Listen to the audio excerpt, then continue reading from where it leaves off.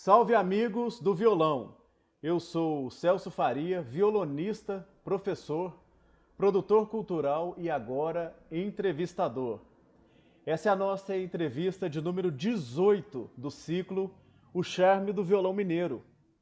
Este projeto ocorre semanalmente, sempre às terças-feiras, às 20 horas e 30 minutos no meu canal do YouTube e conta a cada encontro com uma personalidade de destaque ligada à cadeia produtiva do violão em nosso estado. Contaremos com a presença de executantes, professores, compositores que utilizam o violão como suporte criativo, compositores que não executam o violão, luthiers, produtores, jornalistas, pesquisadores, técnicos de som, além de musicistas que possuem vasta experiência colaborativa com violão, seja na vertente música de câmara ou orquestral. Pedimos aos nossos web espectadores que nos ajudem nessa tarefa, reagindo, comentando e, se possível, compartilhando a nossa publicação. Para você que está nos assistindo, inscreva-se no nosso canal e ative o sininho. Lembre-se, o sucesso de cada entrevista é o sucesso de todo o projeto. Lembrando mais uma vez as palavras do poeta mineiro Pierre Santos, instantes antes da entrada de um violonista no palco, onde ele tão bem traçou um paralelo entre a espera por um amor pelo coração e a espera por um acorde pelo violão. Abre aspas. Uma cadeira vazia não é como um vazio coração. Ela tem expectativa. Ele não. Uma viola oca não é como um transido coração. Ela espera pelo acorde. Ele não. Não é isso, Virgílio Lima? Tudo bem. Boa tarde. Boa tarde, Virgílio. É um prazer tê-lo no nosso ciclo de entrevistas. Para quem ainda não conhece o Virgílio, ele é luthier. E Virgílio, queria te fazer uma pergunta. Mineiro da onde? Eu sou. A minha família é toda daqui de Sabará e Caeté. Uhum. Mas eu nasci em Belo Horizonte, mas simplesmente nasci lá no hospital e vim para Aham. cá, né? Sim. Minha E vida toda é aqui em Sabará. a vida toda em Sabará. Então você já mora aí Sim. há um tempinho bom, faz violões há um bom tempo, né, Virgílio? Eu já morei fora, já Uhum. morei fora daqui alguns períodos da minha vida.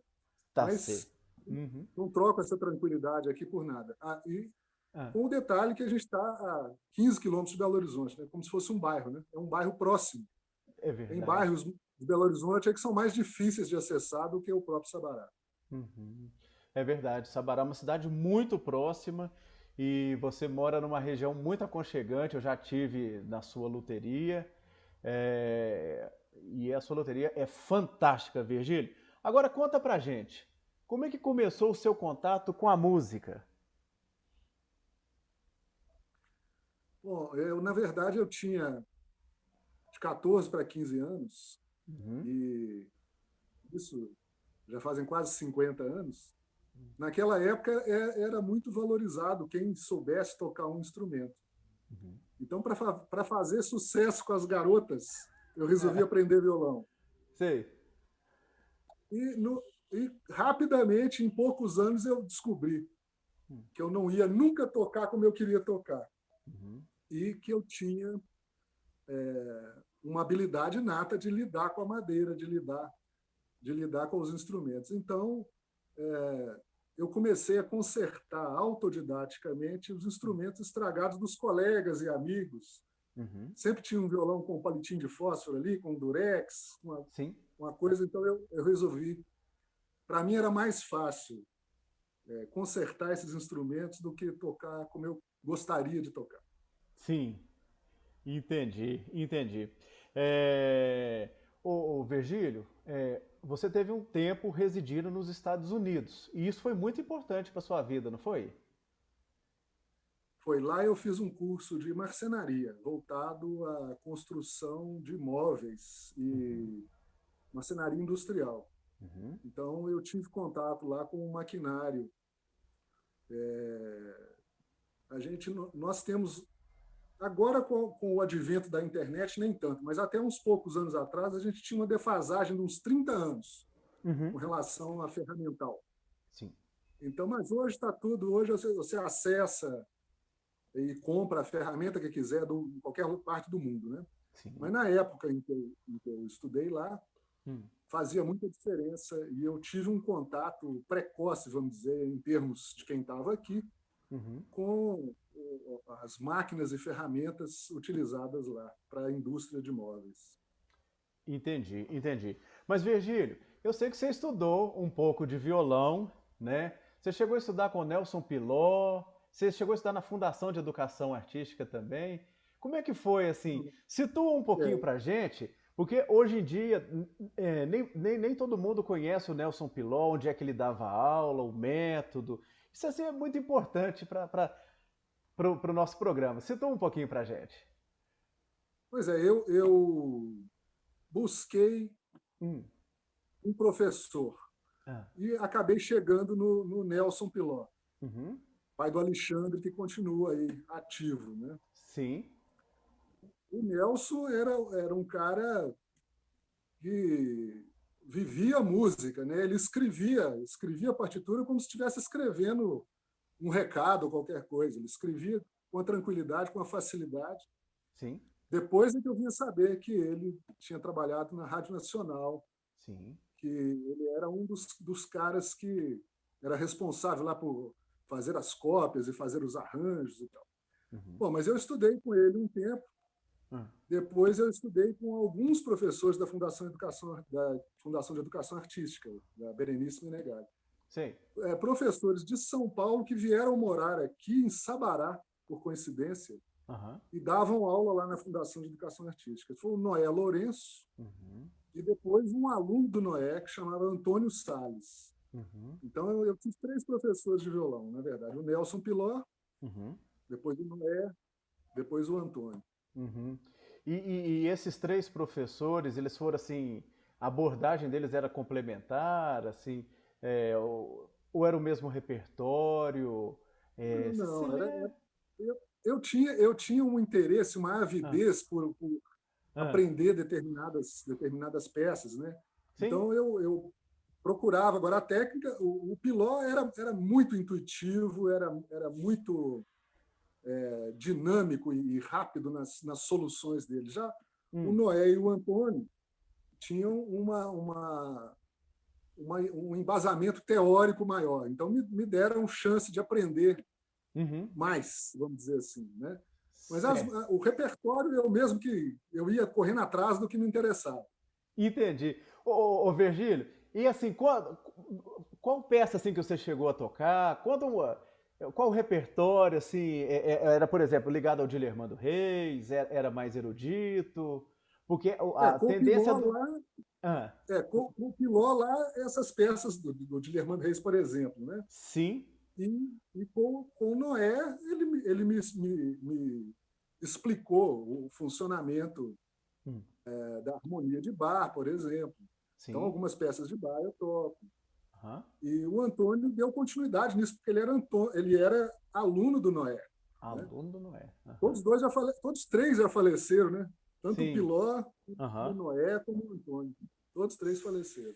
Entendi, entendi. Virgílio, é muito interessante. Então, você teve professores, correntes diferentes. E isso para a formação é importante, né? Eu vejo o reflexo disso hoje, Ah. trabalhando aqui com instrumentos, a gente Hum. ainda vê pessoas, não, eu sou músico erudito, eu só Uhum. toco tal. Outros só populares e que não dão bola para a música erudita. Sim, Eu não engano, porque música é música. Né? Você vê, por exemplo, verdade. o Yo-Yo Ma, por exemplo, um músico conhecido internacionalmente, de toda Uhum. fama, com um repertório vastíssimo, ele se assenta junto com um músico popular e toca o violoncelo dele tranquilamente. Ao mesmo tempo que ele toca as suítes de Bach, todas elas Aham. maravilhosamente. Né? Sim. Então, a música não tem essa Música fronteira que muita não gente tem. pretende dar a ela. Né? É eu verdade. acho. Ô Virgílio, música é música, né? Música é música.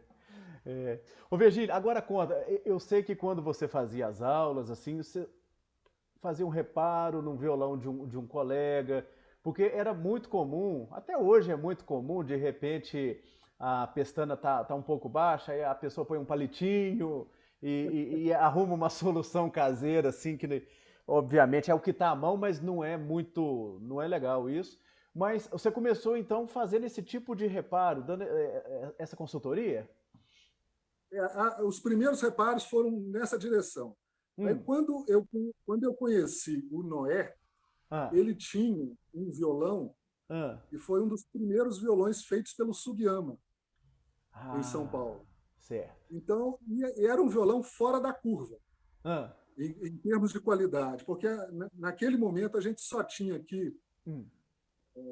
no Sudeste, vamos dizer, a gente tinha o seu Joaquim Dornelas, em São Paulo, Sim. e o Sugiyama, não tinha mais ninguém fabricando instrumentos. Certo. Né? Isso foi em 76, 77, por aí. Sim, sim. Então, quando eu conheci esse violão do Sugiyama, eu reconheci no violão uma técnica realmente diferente, uma técnica de construção diferente. E fiquei muito curioso em conhecer, Ah. conheci o violão primeiro, fiquei curioso em conhecer o fabricante do violão. O fabricante. Nessa Aham. época eu tinha um cavaquinho que eu tinha começado a fazer aqui autodidaticamente, sem nenhuma informação Uhum. técnica adequada. Sim. Eu levei esse cavaquinho para o Sugiyama ver. Aham. Isso foi, acho que em 77 ou 78, não sei. Sim. E ele achou promissor o meu Ah. trabalho Aham. e ficou de me chamar para trabalhar como aprendiz dele. Sim. Aí isso passou quase um ano. E eu falei, Hum. esse cara já esqueceu de mim, nunca vai me chamar. Hum. Aí um belo dia, naquela época a gente ainda usava muito telefone, né? Hoje, Uhum. raramente. Né? Raramente. Aí ele me telefonou, falou, você ainda quer trabalhar comigo? Então vem. Eu, naquela época, já trabalhava sozinho, autodidaticamente.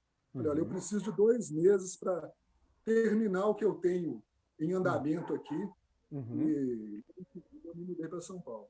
Tá E fiquei certo. lá com ele quase 2 anos. Quase 2 anos. Ô, Virgílio, o programa aqui é bom porque tem história e tem música. E nós temos áudios aqui com violões feitos por você, que eu tenho certeza que o nosso público tá com vontade de ouvir o som da arte do Virgílio Lima. Então eu tenho aqui um exemplo do Gilvan de Oliveira, grande violonista mineiro, tocando a valsinha do Chico Buarque e do Vinícius de Moraes no violão do Virgílio. Vamos ouvir? Vamos lá.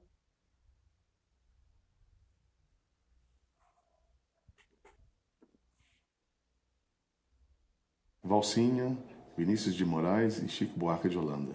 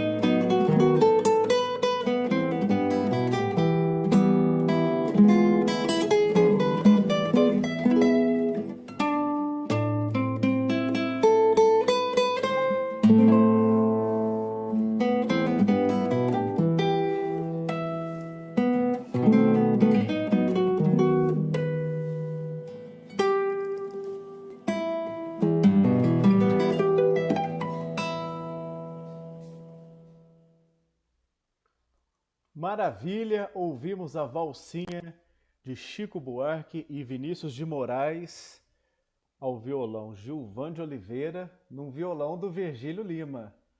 Ô Virgílio, você morou nos Estados Unidos, isso foi muito importante. Eu sei que você também sempre teve esse apreço por trabalhar pela madeira, mas não é fácil começar a empreender um trabalho como luthier, principalmente no Brasil. Eu sei que você fez vestibular para outros cursos. Então conta pra gente aí nesse momento decisivo. Você fez vestibular foi para biologia? Eu cheguei, Ah, eu tinha um sonho ah, que era fazer engenharia elétrica. hum, Aí depois eu descobri que o engenheiro no Brasil é um mero burocrata, né? Que me perdoe os engenheiros, né? uhum, Mas ele não desenvolve projetos. É raro você ver um desenvolvimento de raro. projetos. Os projetos de pesquisa Sim. são feitos no exterior. Uhum, Raramente você vê um projeto de pesquisa na área de eletrônica, por exemplo, aqui no Brasil. Então, eu mudei a minha cabeça. Eu tinha 17, 18 anos, aham, passei no vestibular para biologia.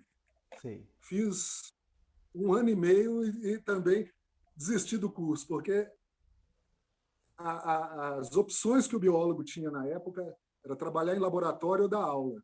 Uhum, Trabalhar em laboratório fazendo análises repetitivas, uhum. aula de biologia, que não era nenhuma. A minha necessidade era executar, fazer, pesquisar. Criar, né, Então eu Virgílio? acabei juntando Aham, uma necessidade com uma característica de família, vamos dizer assim. Meu pai estudou violino na infância, minha mãe uhum, uhum, tocou piano até outro dia, antes de morrer, sim. 3 anos atrás. Então eu Aham, tinha um ambiente musical e outra era a capacidade manual, o trabalho manual era valorizado na uhum, minha família. sim. A habilidade manual era valorizada. Uhum, Então eu acabei descobrindo isso aí, a música, a vontade de mexer com a madeira, a uhum, habilidade manual, uhum, e acabou virando uma profissão. Mas entendi. eu comecei realmente com restaurações de instrumentos. Bom, Ao mesmo tempo, hum, fazendo acessórios para instrumento de arco, que é uma coisa ah, que hoje é feito por máquina, mas antigamente era feito manualmente. manualmente. O que eu Aham, chamo de acessórios aham, para instrumentos de arco? hum, O violino e a viola usam queixeira, né? Tem o uhum, estandarte, que é uma peça que sustenta as cordas, as cravelhas, era tudo feito manualmente nessa uhum. época. Certo. Então também era uma coisa que eu fazia para ganhar dinheiro, fazia Aham, como recurso para aumentar a renda. sim, entendi. Ô Virgílio, agora eu queria saber o seguinte: você é uma pessoa que tem muito conhecimento, é um profissional respeitado em Minas, no Brasil, no exterior também. Eu queria que você falasse um pouquinho sobre na década de 70, quando você começou a fazer violões, você falou que tinha o Sugiyama e o Dornelas. Eram esses dois, os luthiers mais conhecidos. Mas tirando isso, Virgílio, o que existia de violão que o Brasil é conhecido como um país que todo mundo toca um violão, que gosta de um violão, que carrega. E no mais, o que tinha? Eram os instrumentos fabris? E como é que... Conta pra gente isso aí. Tinha muito violonista, né? Agora, violão Hum. mesmo, brasileiro, poucos. Ah, Nessa mesma época, a época hum. que eu comecei, o Sérgio Abreu ainda tocava. Uhum, Ele e o irmão, né?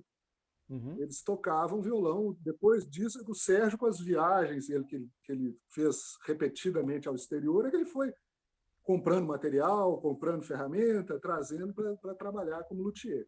sim. Mas existia a Janine Uhum, Delvecq de Jorge, as 3 fábricas de São Paulo. uhum, Aliás, um dos trabalhos que eu fiz repetitivamente hum, durante muitos anos foi melhorar os instrumentos da Janine de Jorge, sim. né? De que o Uhum. pessoal comprava os instrumentos, Ah, cada um esse não afina, esse tem corda alta demais, esse não sei o quê. sei. Então a gente ia arrumando esses violões, né? Foi um dos sim. serviços que eu fiz muito, muito, muito. Aham, é interessante, né, Virgílio? Grosso modo, essas três fábricas, elas abasteciam o mercado nacional, né, com os instrumentos que ela tinha, e os violonistas mais, vamos dizer assim, profissionais, ou eles tinham instrumentos de fora, basicamente eles tinham instrumentos de fora, né? Ou o Sugiyama, Por talvez, exemplo, né? Hum, bom, aí o Sugiyama, a produção dele hum, hoje, ah, eu não sei qual é o volume de produção dele hoje, sim. mas na época que eu trabalhei com ele lá, fazia 20, 30 violões por ano. Uhum. Isso é uma coisa irrisória, né? Um volume irrisório. De 2015 para cá, eu tenho feito uma média de 15 instrumentos por ano. 15 instrumentos por ano. Uhum. Por É um ano. pouco, é um pouco Antes eu mais do que fazia um por 20. mês. Sim. Uhum. Pois não? É uma média, né? Porque a gente Uhum. faz etapas paralelas em vários instrumentos. Você nunca pega um instrumento para fazer. Sim. Sempre faz peças similares que vão te permitir montar um violão, né? Uhum. Sim. Por exemplo. Sim. Mas nessa época aí, voltando à época que a gente está se referindo, eram Sim. pouquíssimas as opções. O Ramírez, por exemplo, sempre foi um violão cobiçado para quem estudava Sim. clássico, né? Sim. Mas era um violão, 90% dos violões que chegavam aqui eram muito difíceis de serem tocados. Aham. Violões duros, violões altos, violões que exigiam do executante uma técnica que não tinha nada a ver com a música Uhum. brasileira, né? Sim. Com a maneira brasileira de encarar a coisa. Certo. Então era difícil. Era difícil. É verdade. Outras épocas, né, Virgílio? E Por agora exemplo, eu queria que você citou sobre os acessórios dos instrumentos de arco que você trabalhava. E é daí a sua amizade com o Luciano Rola. Ele te ajudava a vender esses acessórios? Como é que era isso? sim, o seu Luciano, Hum, quando a Orquestra do Palácio das Artes foi criada, hum, eu não sei que época exatamente, uhum, ele vinha de 15 em 15 dias fazer manutenção dos instrumentos aqui da Clóvis Salgado. certo. E foi aí que eu fiquei conhecendo ele. Hum, Daí nasceu nossa amizade e esse canal de escoamento do meu trabalho, né? Eu sim. fazia os acessórios e ele instalava nos instrumentos lá no Rio de Janeiro. O Rio de Janeiro sempre foi, Hum, e a oficina do seu Luciano era a um quarteirão do Teatro Municipal, onde ensaiava a orquestra do Municipal e as orquestras aham, internacionais, todas que vinham, passavam por lá. sim. Então ele era como se fosse o luthier de prontidão, né? Qualquer Aham. coisa que aparecesse lá nos instrumentos, era o seu Luciano que resolvia. Sei, entendi. Ô Virgílio, então você teve lá com o Sugiyama. O Sugiyama, ele é um- uma pessoa muito importante para a luteria brasileira do violão. O Sugiyama foi aluno do Masaru Kono, né? E eu queria fazer uma pergunta assim, quais que foram as marcas que o Sugiyama deixou para você? O que que ele Qual foi a importância dele na sua trajetória? O Sugiyama foi muito importante. O Sugiyama, você falou aí que ele foi aluno do Kono, que Uhum. por sua vez foi aluno do Boucher, na França. Que linha, Então hein? Que linha!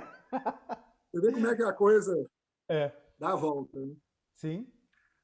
Eu tive a sorte de ter contato com o Sugiyama Hum. sem estar poluído, né? Sem ter maus hábitos. Eu sabia usar um maquinário que eu aprendi nos Estados Unidos, num curso que eu fiz de marcenaria, curso de um ano, por sinal, Uhum. e a precisão com que o japonês lida é famosa, né? A Uhum. precisão em Sim. todas as áreas. Na marcenaria não é diferente. Sim. A marcenaria japonesa, até a Segunda Guerra Mundial, não usava uma única ferramenta elétrica. Era tudo manual. Então, eles têm uma técnica e um conhecimento milenar a respeito da utilização da madeira, a respeito de como trabalhar a madeira. E o Sugiyama trouxe para o violão, ele foi um dos aprendizes lá do Kono, ele trouxe essa cultura de utilização de ferramentas manuais que eu tento até hoje transmitir para os meus alunos. Tem gente que pensa que sem uma ferramenta elétrica você não faz isso ou aquilo. Faz sim. E os instrumentos do Sugiyama têm muito dessa técnica e uma precisão incrível. Eu me lembro de uma... sempre que eu posso, eu comento isso. Claro. O Sugiyama me deu uma única bronca, uma vez que a gente trabalhando junto lá, ele me falou, olha, você quer ser um profissional? Um profissional tem 3 maneiras de cortar uma peça. A esquerda da linha, a direita da linha ou em cima da linha. Isso ilustra bem a precisão, né? Então você tem que... O Virgílio, a comunicação ela é muito interessante, né? Porque tem gente que se comunica de uma maneira assim direta, sem nenhum, né? Essa foi direta, né? A esquerda da linha, a direita da linha ou em cima da linha. Impressionante. Tem que escolher. Exatamente. Anda de um lado, do outro, então não dá, né? Não tem jeito. Ô, Virgílio, agora que coisa interessante. Boucher, Kono, Sugiyama, Virgílio Lima. Você está junto com feras aí. E você também é uma fera. Ô, Virgílio, vamos ouvir mais uma música? A gente tem aqui um exemplo do Assanhado, do Jacó do Bandolim, tocado pelo Humberto Amorim. Vamos ouvir? Vamos lá.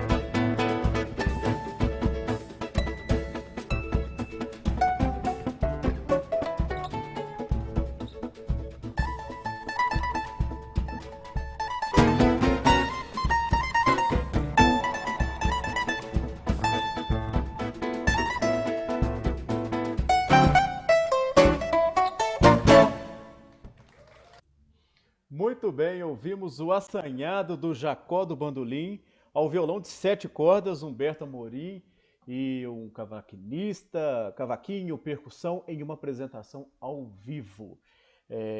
O Humberto é um grande violonista, sempre com leituras muito interessantes, muito modernas, de composições, de standards da música brasileira. Maravilha, hein, Virgílio? Muito legal. Muito bem. Virgílio, agora eu queria que você comentasse sobre as concepções artísticas, por que não, do Virgílio, dos violões do Virgílio. Virgílio, o que que você... quais que são as características sonoras, de tocabilidade, de timbre, projeção? O que que você busca nos seus instrumentos? Qual que é a sua marca? Bom, nos primeiros anos de trabalho, 80 e poucos, meu violão tinha muito a ver com o violão do Sugiyama, obviamente, né? Uhum. Aí depois a gente não para, assim como o executante vai aprendendo técnicas diferentes, vai explorando vertentes diferentes, até que recentemente eu adotei um sistema que ficou abandonado durante muito tempo. Na verdade, foi criado em 1850, na Áustria, Uhum. por um luthier austríaco chamado Johann Stauffer. Sim. Eu tive a ocasião de restaurar um violão do período romântico, né, desse período aí, 1850, Sim. que tinha essa solução. O braço era destacável. Só que esse braço destacável eu transformei num braço que você pode regular instantaneamente a altura de cordas. Então, isso trouxe uma solução de um problema antigo. Uhum. Todo mundo que vem experimentar um instrumento ou acha que o instrumento está alto ou acha que o instrumento está baixo. Nunca está satisfeito com a altura de corda Sim. que o instrumento está regulado. Então, esse sistema permite regular instantaneamente a altura de corda. Então, isso traz um conforto muito grande para quem toca, porque você regula instantaneamente a maneira que você toca.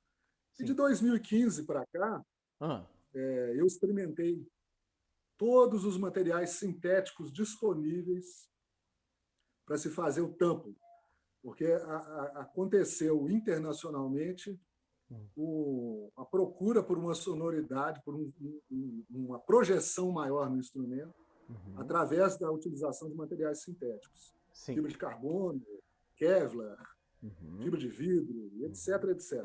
Sim. Então, eu experimentei todos esses sistemas e acabei criando um sistema próprio meu, onde eu uso madeira, em vez de usar abandonei, cheguei a fazer inúmeros instrumentos com utilização de fibras sintéticas, e abandonei e voltei na madeira. As madeiras, diga-se de passagem, nós, como Brasil, apesar de toda destruição a gente está ouvindo agora esses dias falar lá as maiores taxas de queimadas da Amazonas. Sim. A floresta da Mata Atlântica praticamente inexistente. Sim.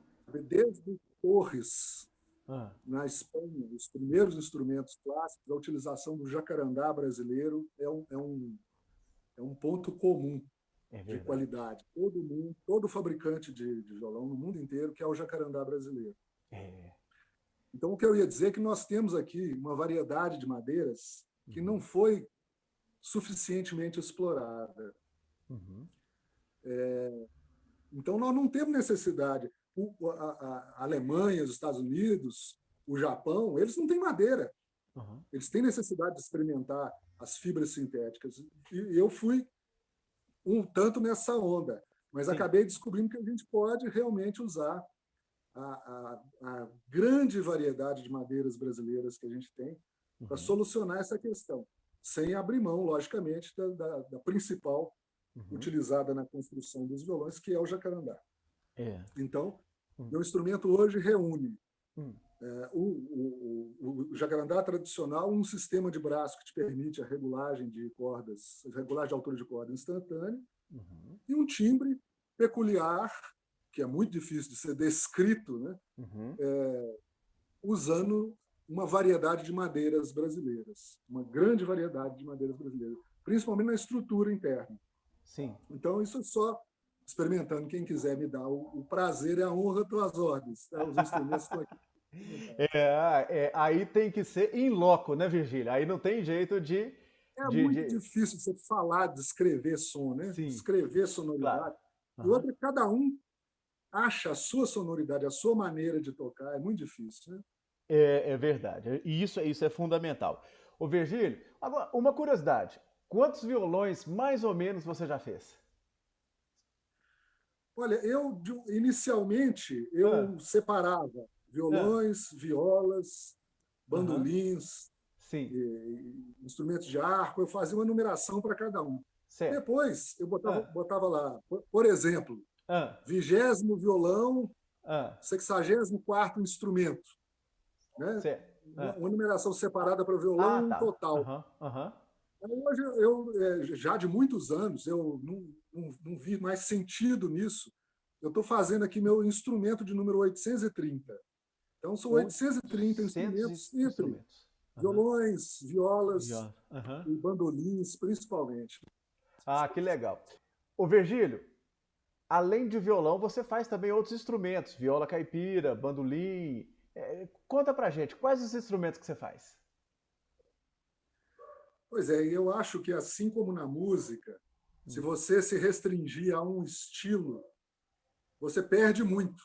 Uhum. Você deixa de ter informações de outros estilos. Uhum. Os instrumentos, tendo como matéria-prima a madeira, Uhum. eu acho que cada um, cada luthier, no caso, Sim. se conseguiu se especializar muito bem, ele vai desenvolver aquele instrumento, mas ele perde muitas informações de outros instrumentos. Uhum. E como o nosso país é um país tão grande, tão plural, em todos os Uhum. sentidos, Uhum. musicalmente, então nem se fala, Sim. então eu nunca tive nenhuma restrição a trabalhar com nenhum instrumento. Certo. Como eu te disse, eu comecei fazendo restaurações, reparos e restaurações. Uhum. O primeiro instrumento de minha fabricação foi o violão. Uhum. E depois de alguns anos, eu resolvi trazer a mesma técnica que eu empregava no violão para a viola caipira. Uhum. E tive sucesso nesse emprego dessa técnica. Então, a Sim. viola, hoje eu faço uma viola que tem um rendimento muito bom, Certo. acústico, e a facilidade de execução é muito Uhum. boa. Uhum. E outra, eu adoro desafios. Sei. Então, foi por volta do ano 2000, o Hamilton de Holanda Uhum. me desafiou a fazer um bandolim de 10 cordas. Certo. O bandolim normalmente são 8 cordas, para quem não sabe. Né? 8 cordas duplas. Então, é um par Quatro. mais grave, com Aham. uma quinta abaixo da afinação normal. Certo. Então, eu topei esse desafio. De lá para cá, Hum. eu venho desenvolvendo, venho trabalhando no violão, na viola caipira, no bandolim, além Sim. de restaurar todo tipo de instrumento. Uhum. Né? O Virgílio, o Roberto Correia, você teve um trabalho com ele também, na viola caipira? Foi o Roberto Correia? O Roberto Correia foi, na verdade, o meu primeiro cliente Sim. de viola, Ah, pois eu fiquei conhecendo quando, se não me engano, foi em 86, o Festival de Inverno da Universidade de Ouro Preto hum, estava comprometido por questões administrativas. Aí o Toninho Horta, junto com a Berenice, hum. eles fizeram lá em Ouro Preto o primeiro festival de música instrumental brasileiro. Sim. Nessa ocasião, isso foi em 86, 1986. Nessa ocasião, eu conheci o Roberto Correia, Uhum. que é um violeiro Sim. que hoje dispensa apresentações. Quem quiser conhecer o trabalho dele, é só procurar no YouTube, que vai achar uma infinidade. Então, ele foi o primeiro, foi quem abriu as portas da viola caipira, vamos dizer assim. Então, de lá para cá, acrescentando qualidade na viola caipira. Hoje, graças a Deus, a gente fala. Bom, interessante. Roberto Correia na viola, Hamilton de Holanda no bandolim. Virgílio, é só gente famosa, gente que tem muito, muito a acrescentar. São mestres da música brasileira. Muito, muito bacana. Agora, Virgílio, eu sei que os seus filhos também trabalharam um tempo na sua luteria, não foi isso? Cada um à sua maneira? Como é que foi isso? Isso foi uma situação aqui ímpar, né? Porque ninguém tem, nenhum deles tem o dom, nenhum deles tem a natureza de fazer instrumentos. Mas todo mundo aprendeu alguma coisa aqui comigo e principalmente ajudou a pagar a faculdade na época devida. Né? Sim. Mas eu tenho uma filha que é advogada, Eurives, tenho uma filha que faz um artesanato maravilhoso. Sim. E formou-se em artes plásticas. Tem uma outra que fez jornalismo e é a única musicista realmente, ela toca todos os instrumentos de maneira natural. Tem uma outra que é bióloga e tem o único filho homem que trabalhou já bastante tempo aqui comigo. Nos últimos tempos, ele me ajudou a fazer os estojos dos instrumentos, mas a profissão dele está voltada para a tecnologia informática. Então, quer dizer, todo mundo trabalhou aqui um tempo, ninguém ficou. Então, eu tenho ainda esperança nos netos. Vamos ver se algum neto queira continuar o herdar aqui algum conhecimento da oficina. Virgílio, agora que interessante que você falou que na sua família, a sua mãe, o seu pai, todos têm uma relação com os trabalhos manuais. Você e os seus filhos também, embora eles não tenham seguido a sua profissão, mas todos têm uma relação muito forte com os trabalhos manuais. Isso é uma genética muito forte. Virgílio, vamos ouvir aqui mais um áudio, que é a música Calmaria, Hudson de Freitas.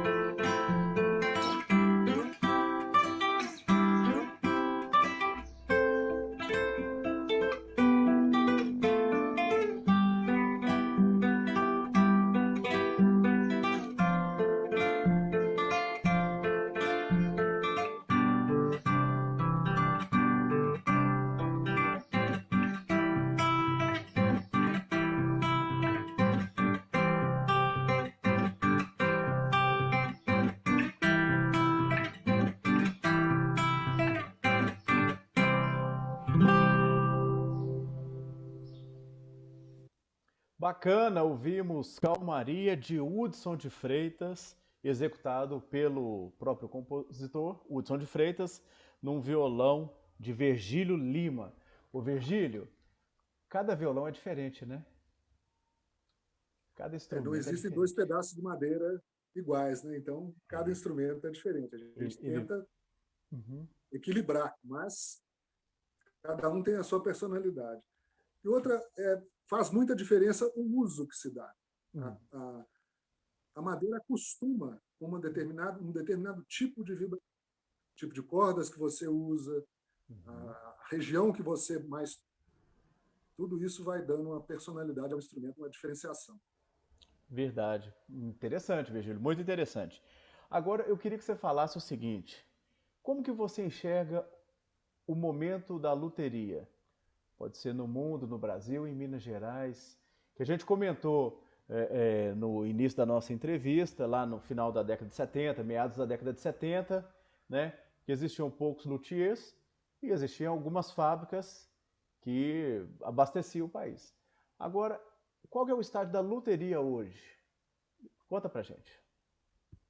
No meu entendimento, o Uhum. momento hoje é exatamente o inverso. Você tem um mercado inundado de instrumentos, sem qualidade nenhuma, que não vão durar nada, só que o leigo não sabe disso. Quem compra o instrumento compra achando que ele vai durar e ele não dura, Uhum. porque um dos itens principais que a gente tem que cuidar ao fazer um instrumento é a preparação da madeira. Uhum. E essa preparação, quem faz isso melhor é o tempo. Então, eu tenho aqui, por exemplo, trabalho com madeiras que variam 8, 10, 15 anos de envelhecimento natural. Uhum. Então, o instrumento que é feito com esse material, muito dificilmente ele sofre alterações. A madeira já está curada, que é um termo que a gente usa até para o queijo, né? Olha. Mas a madeira recém-cortada é impossível de se trabalhar. Então, Uhum. hoje a gente vê... e outra coisa também, a secagem em estufa, secagem artificial, Uhum. não produz o mesmo material, o mesmo resultado. O mesmo resultado. Então, o que a gente vê hoje é um mercado inundado de instrumentos a preços muito acessíveis, Uhum. sem qualidade nenhuma Uhum. e sem personalidade. Então, quem ainda quer um instrumento, um bom instrumento, procura um luthier. Uhum. Também não é nenhuma garantia, assim como médico. Você tem Sim. péssimos médicos e ótimos médicos. O luthier também. Você tem... Não é Uhum. o simples fato de ser feito à mão que dá qualidade ao instrumento. Uhum. Né? A qualidade é uma característica que está rareando, está ficando Sim. cada vez mais difícil de encontrar.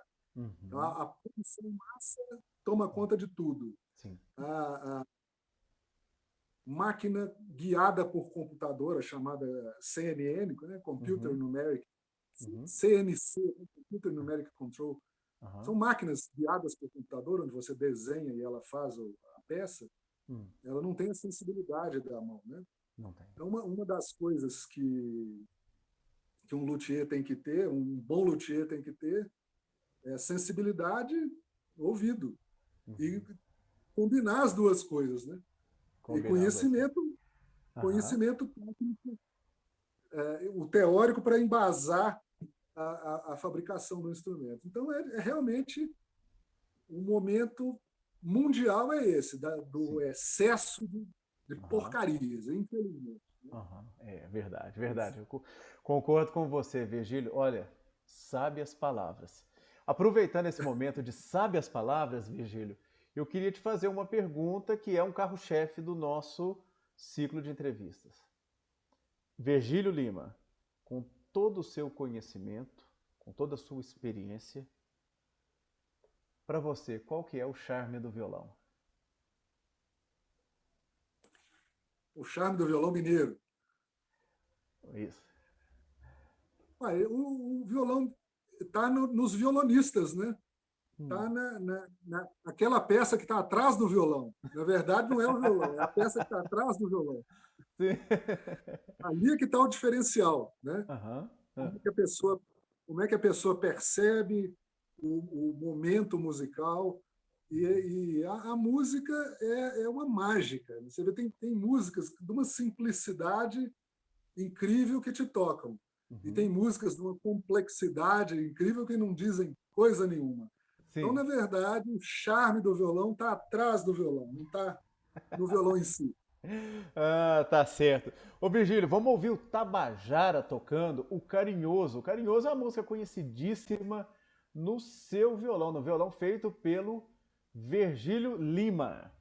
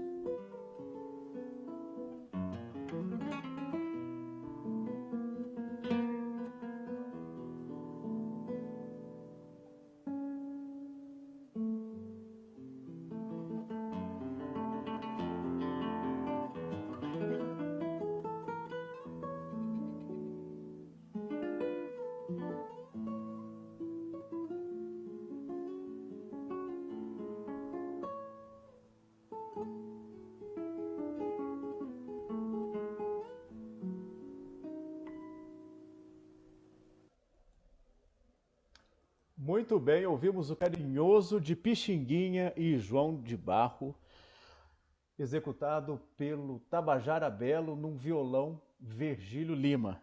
Virgílio, é uma emoção ouvir um instrumento seu sendo executado?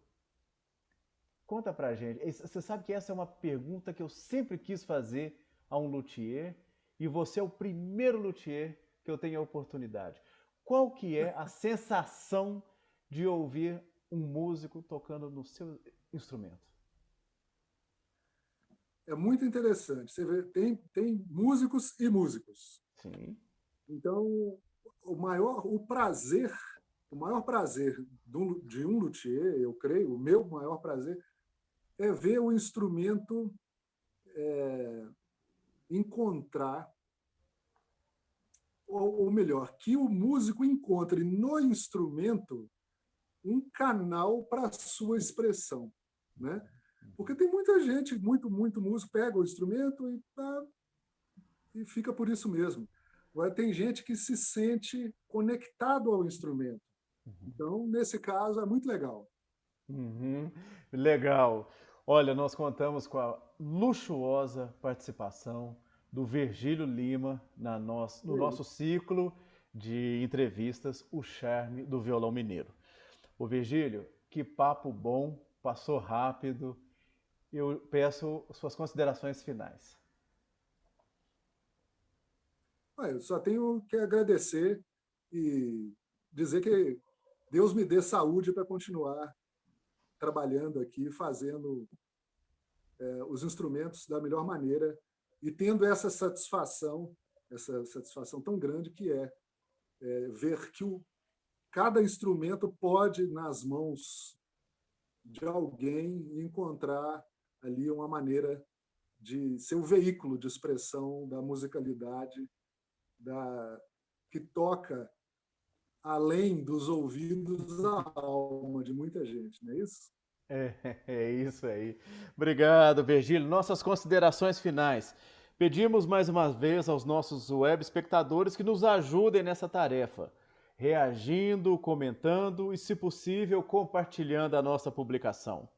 Para você que está nos assistindo, inscreva-se no nosso canal e ative o sininho. Lembrem-se, o sucesso de cada um é o sucesso de todo o projeto. Nossos agradecimentos aos nossos web espectadores, ao luthier Virgílio Lima, ao jornal Folha da Manhã pelo apoio ao projeto, aos violonistas Carlos Walter e Henrique Menezes pela consultoria digital, ao designer gráfico Alan Alves pela criação da arte do projeto. Um grande abraço e até o próximo encontro.